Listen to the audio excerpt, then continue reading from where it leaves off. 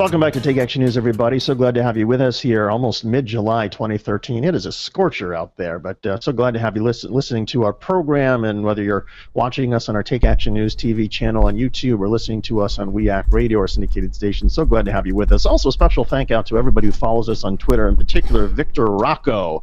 Victor, thanks so much for the shout-out about that last segment with Kelly Goff. It was indeed a terrific segment about double standards for white politicians, black politicians, males, females. And by the way, folks, if you missed any part of it, you can have that video delivered to your inbox by subscribing to our YouTube channel. Just go to Take Action News TV on YouTube, click subscribe, and you'll have the video sent to you at your convenience. It has been a pretty amazing summer when you think about it, folks, because there is outrage around the world, whether it's Brazil, whether it's other places around the world, about income inequality, about a rise in costs for things like public transportation. In Brazil, in particular, for example, they're asking people to pay more for public transportation to fund some of the stadiums that have got to be built for the Olympics and for soccer and whatnot. And oh, by the way, they're cutting back on social services. And yet there's so much outrage in places like Brazil and other places around the world, and yet you don't really hear much about it here in the United States, even as there are efforts to cut back on Social Security and Medicare, to cut back on government funding of education. Student loans have doubled now because Congress has been unable to do anything about that. We're cutting back on so much, and yet we continue to give tax breaks to the wealthy. We continue to chase nobody who was involved in bringing our country to its knees economically with the banks and finance. They essentially get off scot-free, whereas so many Americans have to pay an increasingly heavy burden. And there was an interesting couple of pieces that have come up over the last few weeks about this, including one from Richard Eskow, who a good friend of the show. And I just want to read a little bit. It's a great piece for everybody to take a look at. It's called "Where the Hell is the Outrage?" And he says, "From the first breath of life to the last, our lives are being stolen from under us, from infant care and early education to Social Security and Medicare. The dominant economic ideology is demanding more lifelong sacrifices from the vulnerable to appease the gods of wealth." And by gods of wealth, Richard Eskow talks about corporations, corporate power, the banks, the finance industries. Again, more and more breaks continued given to the wealthy as so many more Americans are asked to sacrifice greater and greater aspects of their life.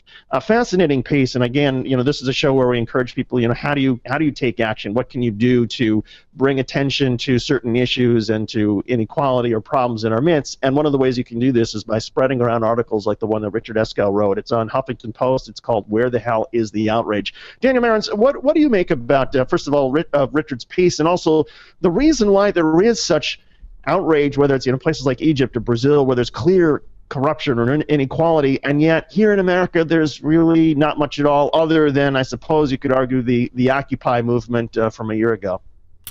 Well, that's absolutely right, David, and of course you can't neglect to mention that at least the Tea Party, albeit though it's been co-opted by billionaires, essentially was, in its inception, a spontaneous grassroots movement, albeit a right-wing populist movement, and a belief that the government was the main institution to blame. They also went after the big banks, but their policy agenda never really, that was never really manifest in their policy agenda, so much because of the way they were co-opted by billionaires. And of course, Lee Fong from The Nation has done the amazing reporting on that in his book, The Machine. But David, I think that there's a number of different issues here. I don't think that America was always this way. I think that Americans used to be much more accepting and comfortable with the idea of taking to the streets. I think that was the case probably from the 1930s to the 1970s, certainly in this country. I think a lot of it has to do with expectations. And the fact of the matter is we had just about one period in American history for some 40 years that we can call a history where we built a major American middle class, where there was relatively low income inequality, where there were rising economic prospects for the majority of Americans, where unions represented a third of American workers, and obviously there were benefits for the rest of American workers as well. And that was essentially from the New Deal in the 1930s until sort of economic stagflation, if you will. That's economic stagnation with hyperinflation as well in the mid and late 70s. And after that, because the left did not have an answer for that, did not have an answer to say, this is how we're going to fix the economy, the right wing moved in with the kind of demagoguery that allowed them to divide the working class, divide the white working class from the black and Latino and non-white working class, if you will, and practice sort of the politics of right-wing populism, but to essentially say, lower your expectations. This is out of your control.